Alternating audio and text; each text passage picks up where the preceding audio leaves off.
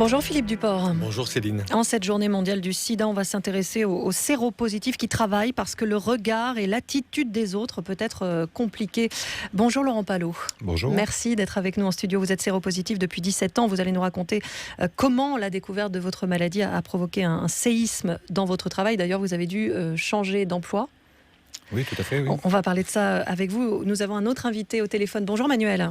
Oui, bonjour. Vous avez perdu votre emploi dans la banque quand votre séropositivité a été découverte. On était en 2004. Première question, Philippe Duport. Laurent Palot, dans quelles circonstances votre séropositivité a-t-elle été découverte au travail ? Alors, elle a été découverte dans des circonstances un petit peu spécifiques. C'est moi qui en ai discuté avec mon directeur à l'époque.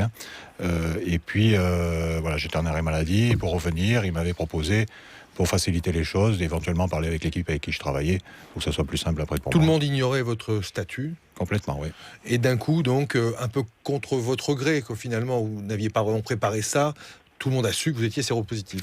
Ah, effectivement, je ne l'avais pas préparé, mais bon, j'ai quand même donné mon accord à ma direction pour le faire.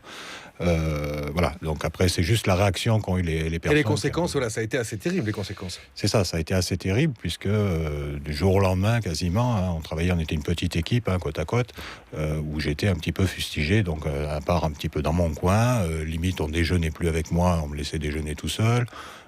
Voilà, on me parlait quasiment plus. Voilà, c'était juste le basique et puis point. Vous faisiez quel travail ? Alors là, j'étais aussi moi dans le secteur bancaire. Ah, tiens. Mais dans une filiale. C'était une filiale. C'était pas la banque pure. C'était une filiale au niveau télésurveillance et puis service monétique. Manuel, la réaction à l'annonce de votre séropositivité a encore été pire que celle-ci. Je ne sais pas si elle est pire, mais elle est tout aussi navrante. En fait, moi, je travaillais dans la banque comme cadre dirigeant depuis presque 20 ans. Et séropositif depuis la même durée. Et j'ai toujours géré le secret de ma pathologie.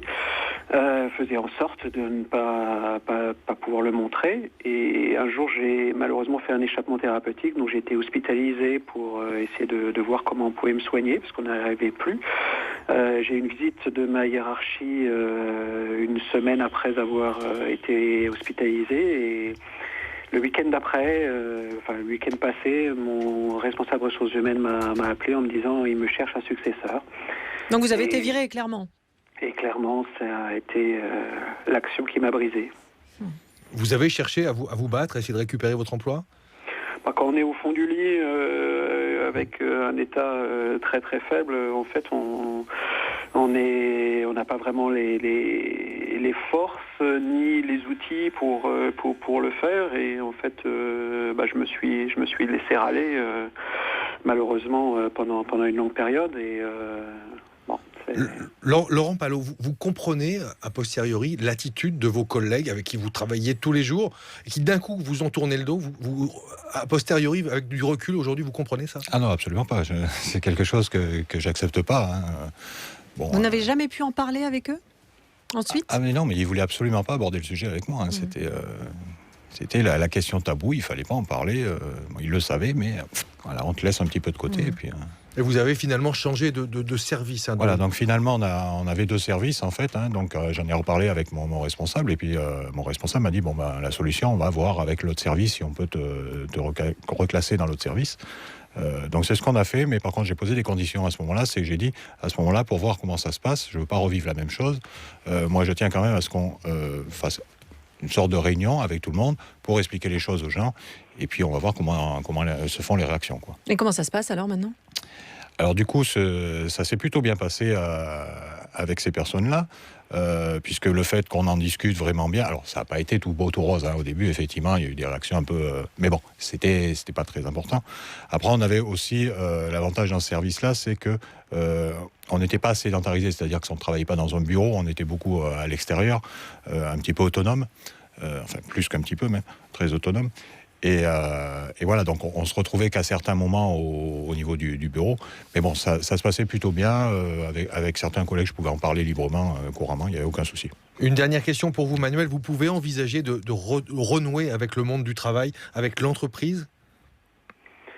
J'ai pas complètement abandonné l'idée. En fait, je me suis mis plutôt à mon compte pour avoir des occupations, plutôt investi dans le milieu associatif. En tout cas, ce que j'ai compris depuis, c'est que au-delà de la gestion du secret, qui est quelque part un peu égoïste, le fait d'en parler, comme Laurent, est aussi une manière de briser la discrimination en brisant l'ignorance, faire en sorte que finalement les gens s'aperçoivent qu'on est comme eux et qu'on a juste un traitement en plus. Et donc oui, je l'envisagerai. Maintenant, c'est pas l'urgence immédiate. On vous souhaite évidemment bon courage, Manuel, et je vous remercie, messieurs, d'avoir témoigné en direct sur France Info. Merci, Philippe Duport.